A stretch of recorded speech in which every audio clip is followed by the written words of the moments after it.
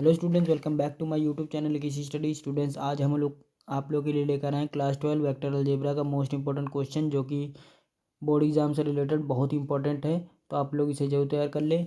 इसमें पहला प्रश्न कह रहा है निम्न सदिशों का अदिश गुणनफल ज्ञात कीजिए। आप लोग को ये जो दो सदिश दिए हैं यानी दो वेक्टर दे रखे हैं, इनका आप लोग को अदिश गुणनफल ज्ञात करना है। तो आप लोग को ज्ञात करना भी मैं नीचे दिखा देता हूँ, बहुत इंपॉर्टेंट है और बहुत ही सिंपल वे में मैंने इसको सॉल्व किया है। तो आप लोग इसे आसानी से सॉल्व करेंगे और 2 मिनट में, आप 2 मिनट भी नहीं लगेंगे आपको, 1 मिनट भी, इससे भी कम वक्त लगेगा। आप लोग का ये सवाल बहुत ही आसानी से सॉल्व हो जाएगा। तुम देख लीजिए क्या आप लोग को करना क्या है।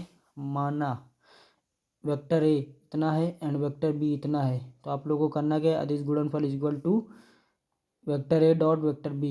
अब इन दोनों का डॉट प्रोडक्ट निकालना है। डॉट प्रोडक्ट निकालना अगर आप लोग नहीं जानते तो मैं आप लोग को बता दूं, ये इसी के जो आई, जैसे आई दे रखा है, जे दे रखा है, के दे रखा है, तो इसी के जो बगल में नंबर आप लोग को दिए हैं उन्हीं के अगले वाले जो सदिश दे रखा है उस सेम उसी से मल्टीप्लाई करके आप लोग को करना है।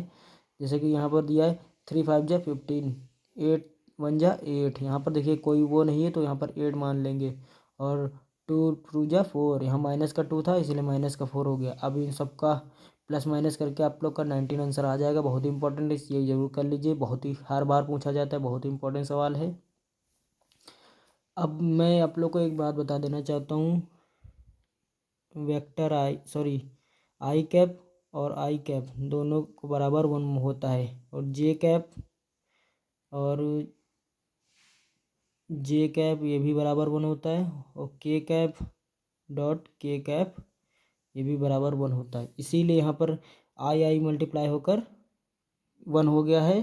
तो 5 15 1 15 ही हो जाएगा, तो इसको लिखने की कोई आवश्यकता नहीं है। अब क्वेश्चन नंबर 2 का देख लेते हैं।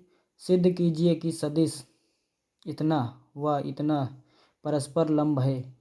यानी कि आप लोग को सिद्ध करना है ये परस्पर लंब है, यानी कि ये दोनों पैरेलल हैं, ये आप लोग को सिद्ध करना है। अब आप लोग को इसमें भी कुछ नहीं करना है, सेम जैसा यहाँ पर दिया है वैसे ही उतार देना है। इसको वेक्टर ए मान लेना है एंड इसको वेक्टर बी मान लेना है।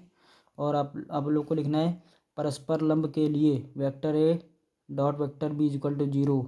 यानी कि आप लोग को ये cos 90 आप लोग जानते ही होंगे 0 होता है, तो ये आप लोग को सिद्ध करना पड़ेगा।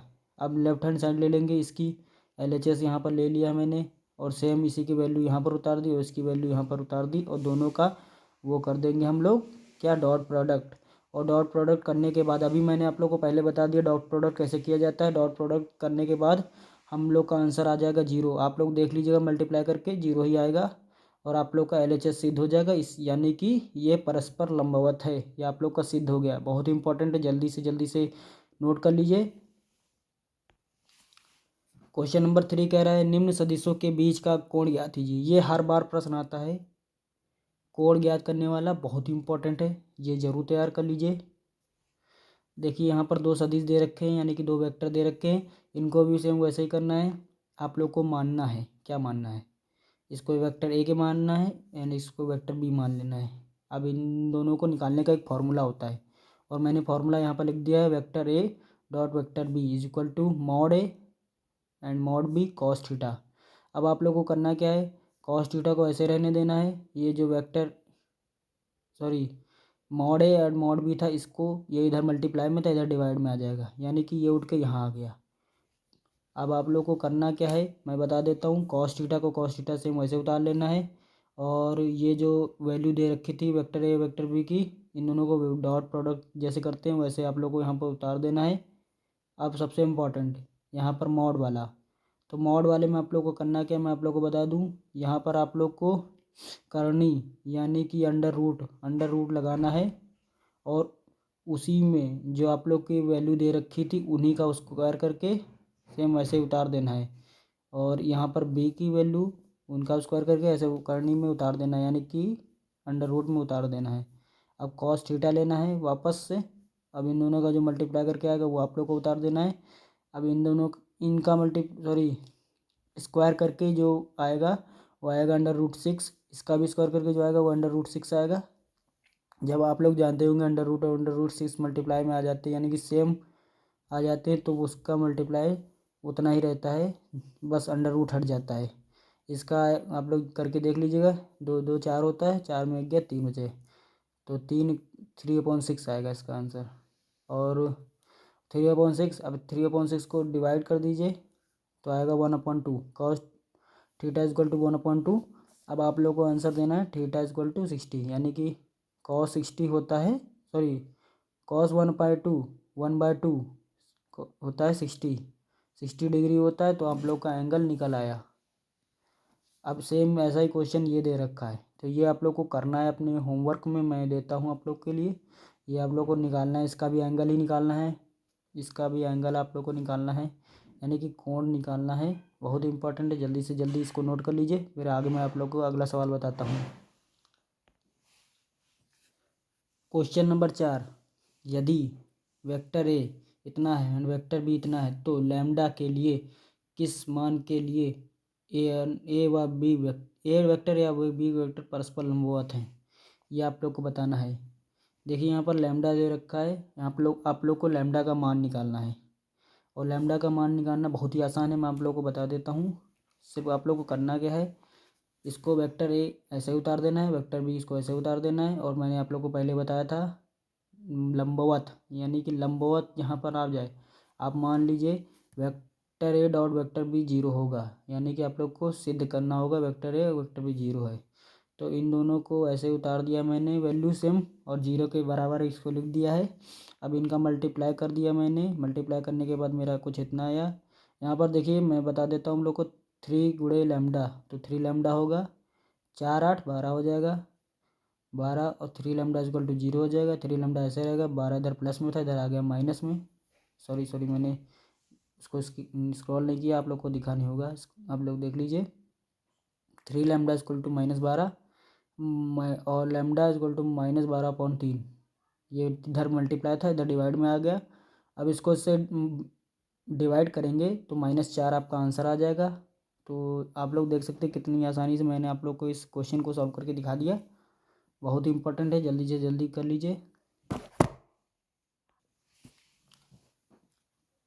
क्वेश्चन नंबर 1, दर्शाइए कि दिए हुए निम्नलिखित 3 सदिशों में से प्रत्येक मात्रक सदिश है, यानी कि ये जो 3 सदिश दे रखे हैं ये प्रत्येक सदिश मात्रक हैं, और यह भी दर्शाइए कि ये सदिश परस्पर एक दूसरे के लंबवत हैं।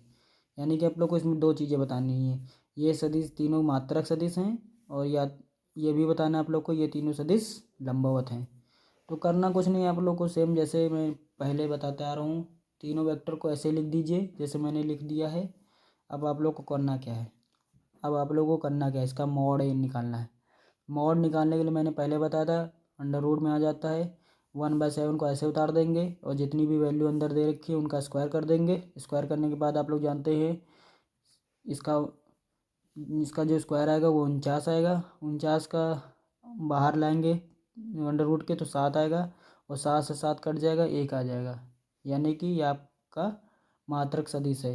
बी वाला भी सेम ऐसे ही करना है, देख सकते हैं 1/2 सारी वैल्यू का स्क्वायर कर दिया अंडर रूट में, उसका 49 आ गया, 49 को बाहर किया, 7 से 7 डिवाइड हो जाएगा, 1 आएगा।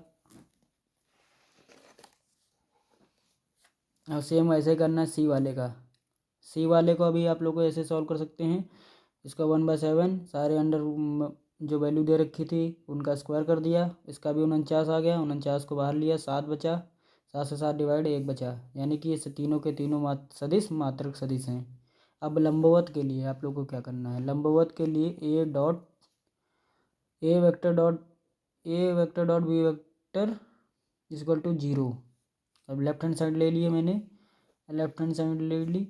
अब इसका 1/7 सेम वैल्यू यहाँ पर उतार दी है मैंने ए की, और यहाँ पर बी की 1/7, यहाँ डॉट का वो लगा दिया है सिंबल। अब इन दोनों का मल्टीप्लाई कर दिया है, मल्टीप्लाई करने के बाद मेरा कुछ इतना आया है।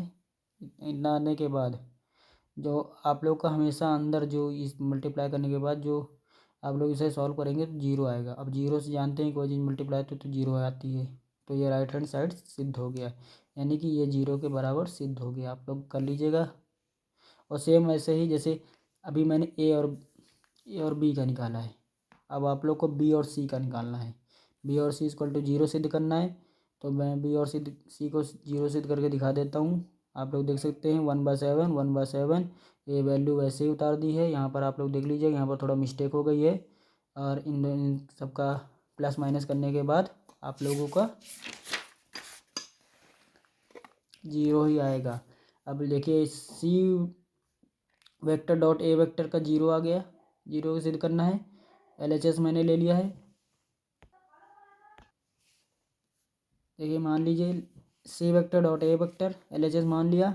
सेम वैसी वैल्यू जो सी की थी उतार दी और ए की थी वो मैंने उतार दी।